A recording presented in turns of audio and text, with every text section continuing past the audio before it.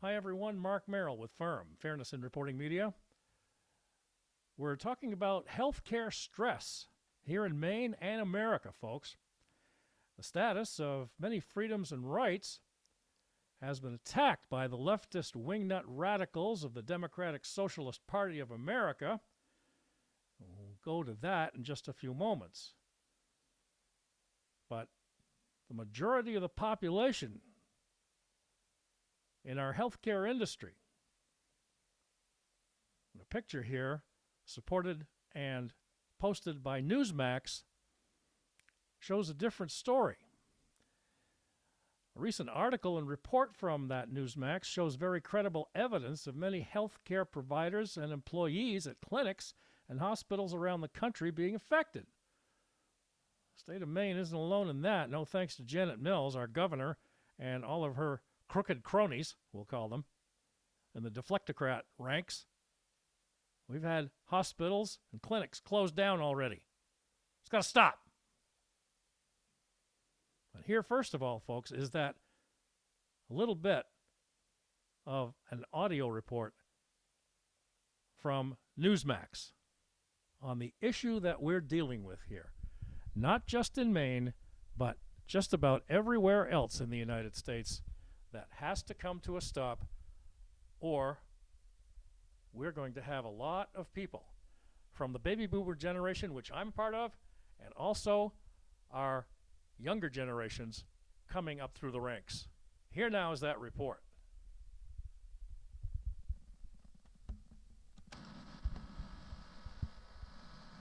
More than half of U.S. healthcare workers are actively looking to leave their current jobs, according to a new survey underscoring mounting pressure on an already strained system. The Harris poll, commissioned by education services company Strategic Education, surveyed 1,504 frontline healthcare employees and 304 employers between June 26 and July 21 this year, and found widespread burnout, dissatisfaction, and a high attrition risk. The findings are illuminating as hospitals grapple with pervasive labor shortages and mounting costs since the pandemic. The study found 55% of workers intended to search for, interview for, or switch jobs in 2026, while 84% said they felt underappreciated at their current employer. Only 1 in 5 believed their employer was invested in their long-term career growth. The U.S. forecasts a shortage of nearly 700,000 physicians, registered nurses, and licensed practical nurses by 2037, according to the Health Resources and Services Administration. Given the unprecedented need for care driven by the aging baby boomer population, these findings offer critical insights into how to better retain, support, and prepare the people at the heart of our nation's healthcare system, said Jennifer Musil, Global President of Research at the Harris Poll. Experts said while burnout and staffing shortages were not new, the scale of the current crisis was unprecedented. Healthcare is really at a critical juncture, said Adele Webb, a nurse with more than 40 years of experience who reviewed the findings. In my experience, it is worse than it has ever been. We are losing more staff than we have ever lost. Jobs are harder. Patients are older and more chronically ill. We do not have enough staff. Retention may depend on educational and career advancement as well as tuition support. Over 60% of the workers surveyed said they would be more likely to stay if tuition assistance were offered.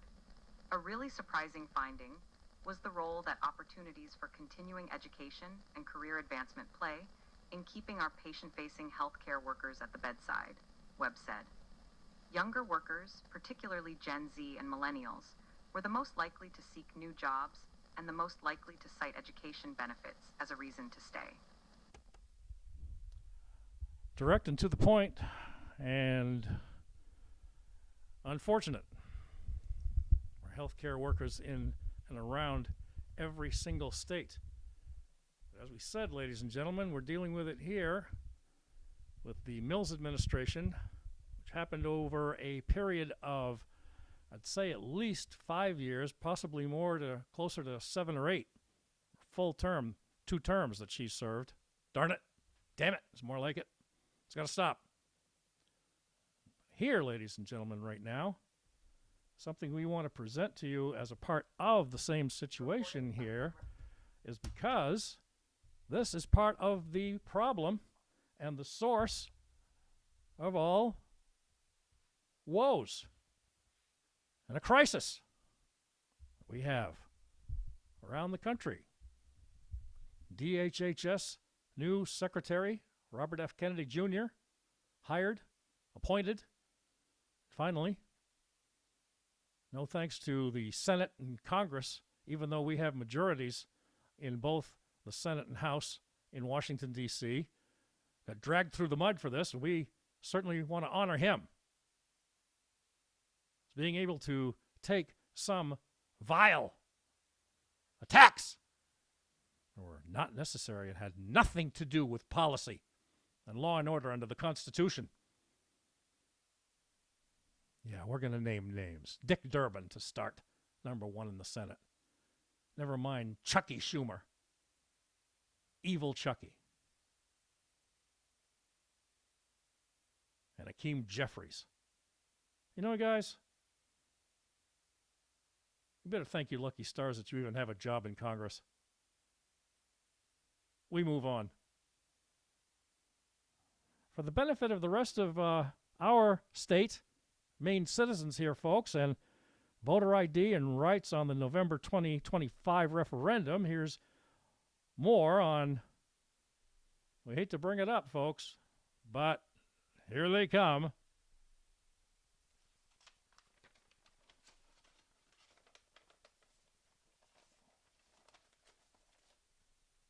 The destroyers, the Democratic Socialist Party of America.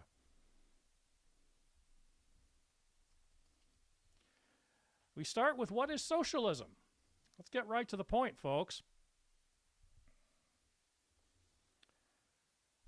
Socialism, a type of society that uses the surplus value created by workers to satisfy human need instead of as profits for bosses. As democratic socialists, they believe the goal can only be achieved if all people are able to participate meaningfully in those decisions that will influence their lives.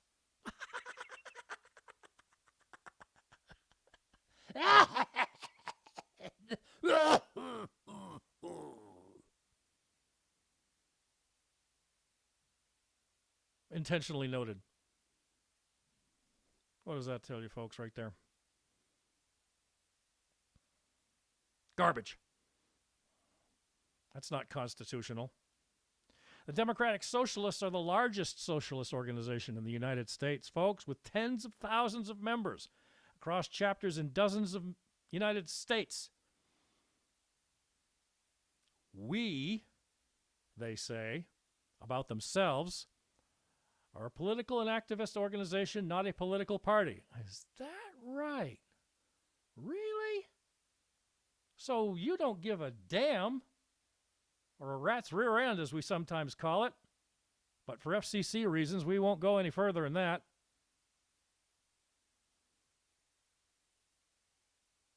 If you're not for us, morons, you're against us. We have to do this, folks, because you need to know the facts, and that's what we do here at Firm. Truth, facts, reality, and common sense. Mark Merrill bringing you a brief but direct report on healthcare stress in Maine and America and where it comes from. Moving on with the DSA.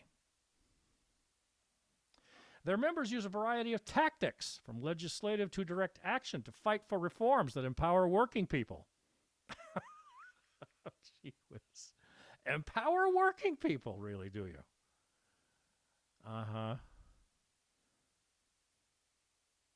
If you dare, ladies and gentlemen, we'll provide a link, but that's all we're going to do. We've done our research. You'll be shocked as to what this party's represented. And guess what? One of the founding members of the DSA is Kamala Harris. The DSA was founded in 1982. I can give you that much. They've been around for 43 years, and it ain't good. Their national platform is on their website, which we'll provide, and also chapter platforms. The work they do as a chapter is decided on and organized by members, not by wealthy donors, any political party, or board of directors. I kind of doubt that. And you should too, folks. Now, guess what? As we continue on, see that one, folks? About Maine's chapter of the Democratic Socialists of America. Yike!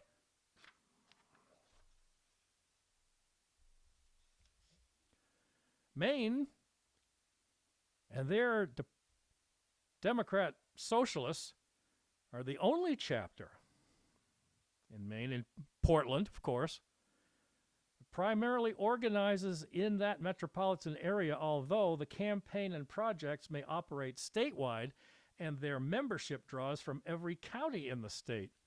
Boy. Can I wash my hands after that? Yuck.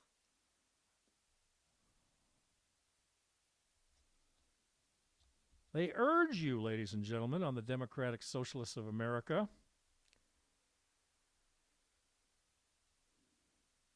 not a political organization, sure, but an activist group through campus and community-based chapters. And members use, as mentioned already, a variety of tactics that they do not list initially on their first few pages of their site. Helps you to look up local chapters, or actually locations in our 16 counties that we have in the state of Maine. Campaign priorities, they say, folks, organized around various issues, striving to run strategic campaigns based on local conditions. Oh, local conditions. I wonder what that could be. Nationally, they also provide resources and support for work done as part of the major priorities as democratically voted upon. By whom? Capitalism,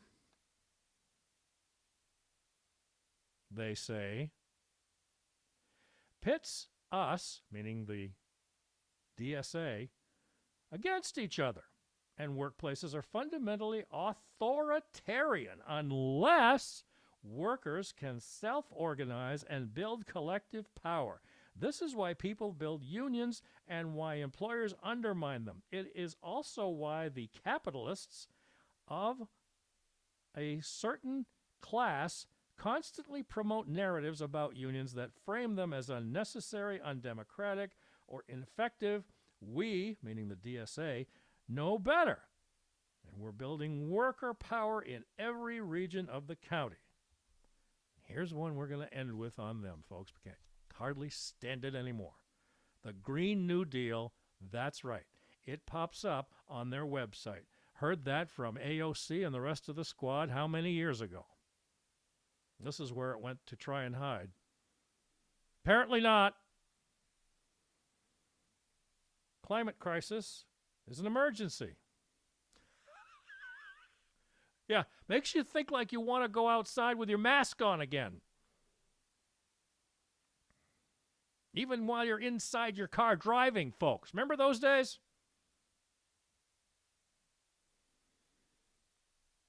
They post that the world's top scientists are saying we have little time to get off fossil fuels. Meanwhile, inequality is already out of control and rising. The DSA fights for a Green New Deal because it's the only plan that meets the scale of the crisis, one that puts people and planet over profit to build a more just and sustainable economy. They also end with that they are organizing in workplaces, communities, and schools to build the working class movement that it will take to win. Good thing Kamala's not president. They give other statements, ladies and gentlemen. We're just going to briefly put them up on the screen. You do not have to go any further if you do not want to. It's a free country. We're under the Constitution, and we're a capitalist republic. This is close to being anarchy.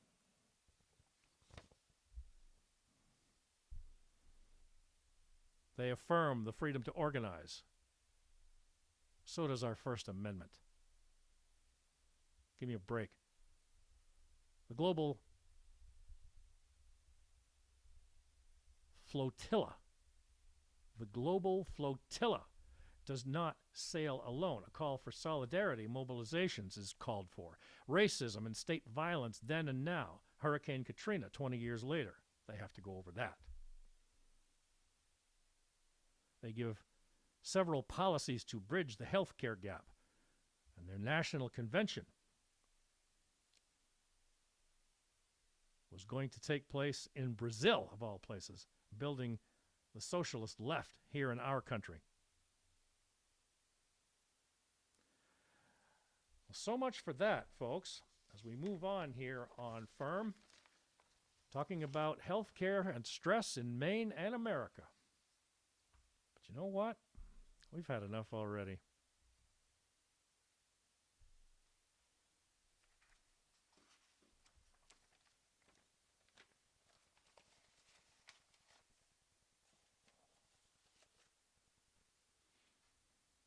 Let's head for our young people, shall we? A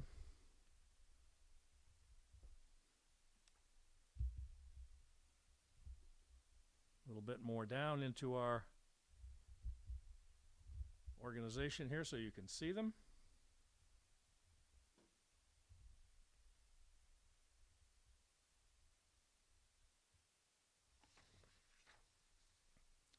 We are all about the United States, the Constitution, the Bill of Rights, and the Declaration of Independence here at Firm, ladies and gentlemen. Mark Merrill, your host, as always. And these young people right here, every single one of them, at the time that this picture was taken, represent PragerU. Let me tell you what, they're constantly making 5-minute videos and also keeping PragerU on top of keeping this country not only a republic and free, just like Charlie Kirk did, God rest him, but to provide links to the next generation on a daily basis, hundreds of thousands, from state to state and sea to shining sea, we don't take for granted.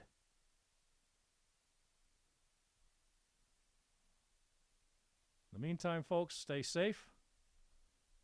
Research. We'll give you that link. For more information from Newsmax about the healthcare industry and what you can do to help, even in your own community.